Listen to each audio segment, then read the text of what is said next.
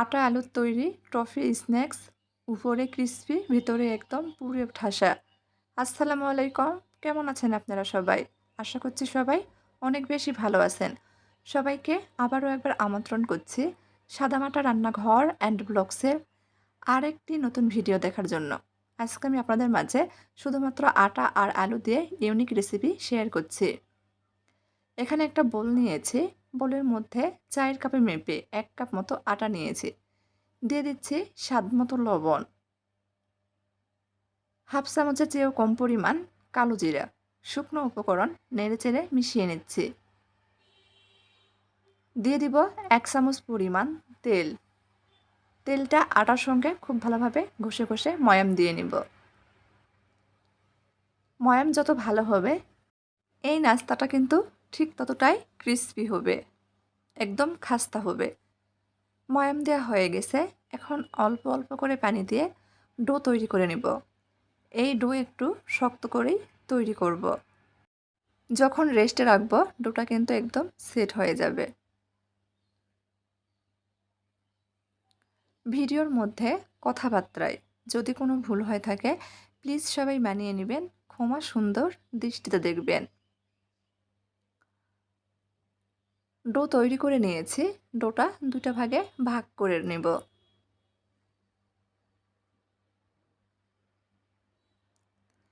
ঢেকে রেস্টে রেখে দিচ্ছি 5 মিনিটের জন্য। এ সময়ে আমরা ভিতরের পুর তৈরি করব। এখানে ছোট সাইজের 2টা আলু আগে থেকেই সেদ্ধ করে মেশ করে রেখেছিলাম। এখন এর মধ্যে দিয়ে দিচ্ছি 1 চামচ মতো পেঁয়াজ কুচি, হাফ চামচ কাঁচামরিচ কুচি, দিয়ে দিচ্ছি স্বাদ মতো লবণ, চিমটি পরিমাণ হলুদ গুঁড়া, গুঁড়া মরিচ, ভাজা জিরার গুঁড়া, ধনিয়া গুঁড়া, চাট মশলা। সবগুলো মশলায় হাফ চামচের চেয়েও কম পরিমাণ ব্যবহার করেছি। দিয়ে দিচ্ছি 1.5 চামচ মতো ধনিয়া পাতা কুচি। এখন সবগুলো উপকরণ খুব ভালোভাবে মেখে নেব।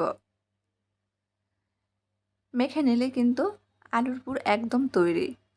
হাতে যদি 10 মিনিট সময় থাকে তাহলেই কিন্তু ঝটপট এই আটা আলুর টফি রেসিপিটি তৈরি করে নিতে পারেন।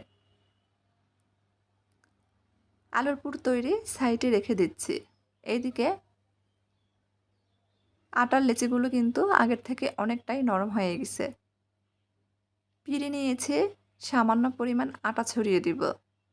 একটা লেচি নিয়ে নিচ্ছি, যতটা সম্ভব বড় করে রুটি বেলে নেব।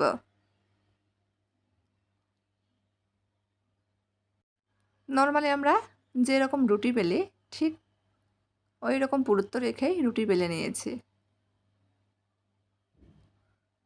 চারপাশে ছুরি দিয়ে কেটে সমান করে নিচ্ছি।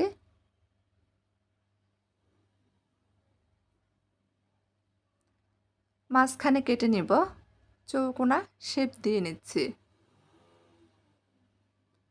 এখন আপনাদের একটি আলু টফি তৈরি করে দেখিয়ে দিচ্ছি।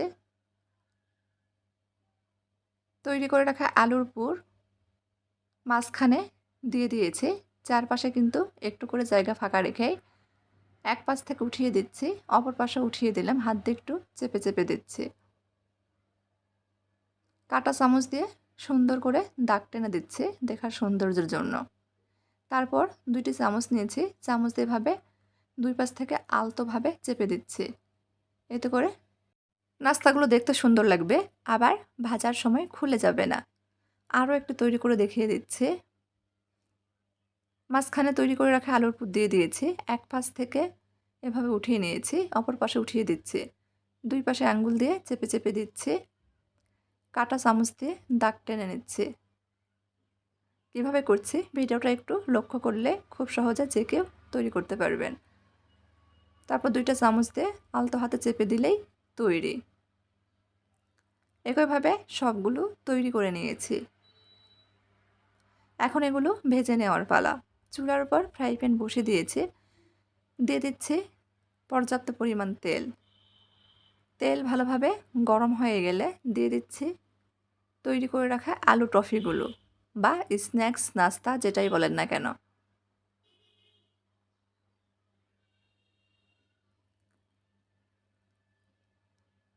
চুলার আঁচ মিডিয়ামে কমিয়ে রেখে একটু সময় নিয়ে উল্টিয়ে পাল্টিয়ে ভেজে নিব।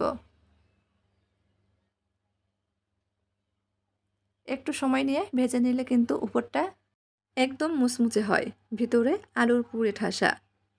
একবার তৈরি করে দেখতে পারেন, ছোট থেকে বড় সবাই কিন্তু অনেক পছন্দ করবে। ঝটপট তৈরি করে বাচ্চাদের টিফিনও দিতে পারেন। এই নাস্তাটি খেলে সিঙ্গারা, কচুরি, সমোসা খাওয়া ভুলে যাবেন, এতটাই মজার। ভাজা হয়ে গেছে, তেল ঝরিয়ে উঠিয়ে নিচ্ছি। আমার আজকের এই আলু টফি স্ন্যাক্স রেসিপিটি যদি আপনাদের কাছে একটু ভালো লেগে থাকে তাহলে প্লিজ সবাই চ্যানেলটি সাবস্ক্রাইব করবেন, লাইক কমেন্ট শেয়ার করে নিয়মিত চ্যানেলের পাশেই থাকবেন। পরিবেশন করে নিয়েছি, এখন আপনাদের ভেঙে দেখাচ্ছি যে কতটা মুচমুচে হয়েছে। অনেক গরম, ভাঙা যাচ্ছিল না, তারপরও আপনাদের দেখানোর চেষ্টা করেছি।